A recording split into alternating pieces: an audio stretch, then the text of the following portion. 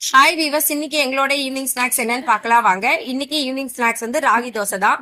ராகி தோசையில எப்பவுமே வந்து நான் நாட்டு சக்கரை சேர்ப்பேன். இன்னைக்கு வந்து கருப்பட்டி சேர்த்திருக்கேன். கருப்பட்டி, வெல்லம், நாட்டு சக்கரை எல்லாமே வந்து சேர்த்து செய்யலாம். ராகி தோசை ரொம்ப டேஸ்டியா இருக்கும். இன்னைக்கு வந்து கருப்பட்டியை அப்படியே சேர்க்கும் போது நல்லா வந்து கரைஞ்சு வராது. அதனால கருப்பட்டியை நல்லா காய்ச்சி அதுக்கப்புறமா வந்து மாவோட சேர்த்து மிக்ஸ் பண்ணி வச்சிருக்கேன். மிக்ஸ் பண்ணி வச்சுட்டு ஒரு 10 நிமிஷம் போல அப்படியே வச்சு விட்டுடலாம். 10 நிமிஷம் வைக்கும் போது அதுல இருக்கிற வெள்ளம் எல்லாம் வந்து நல்லா வந்து ஊறி வரும். மாவோட நல்லா கலந்து டேஸ்ட் வந்து ரொம்ப சூப்பரா இருக்கும்.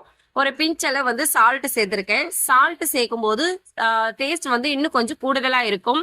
ராகி மாவுல அயன் கண்டென்ட் நிறைய இருக்கு. அதே மாதிரி கருப்பட்டியிலும் இருக்கு. அதனால வந்து வீக்லி 2 டேஸ் ஆகுது இந்த மாதிரி ராகி தோசை வந்து கருப்பட்டியோ நாட்டு சக்கரை ஏதோ ஒண்ணு சேர்த்து நம்ம செஞ்சு சாப்பிடும் போது ஹெல்த்தியான ஃபுட் தான் நம்மளுக்கு கிடைக்கும்.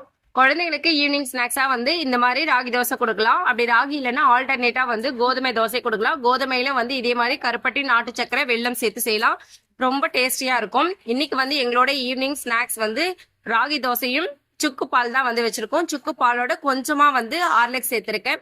இன்னைக்கு எங்களோட ஹெல்த்தியான டிஷ் இவ்வளவுதாங்க. உங்க வீட்ல என்ன ஈவினிங் ஸ்நாக்ஸ்ன்னு சொல்லிட்டு கமெண்ட் பண்ணுங்க. தேங்க்யூ.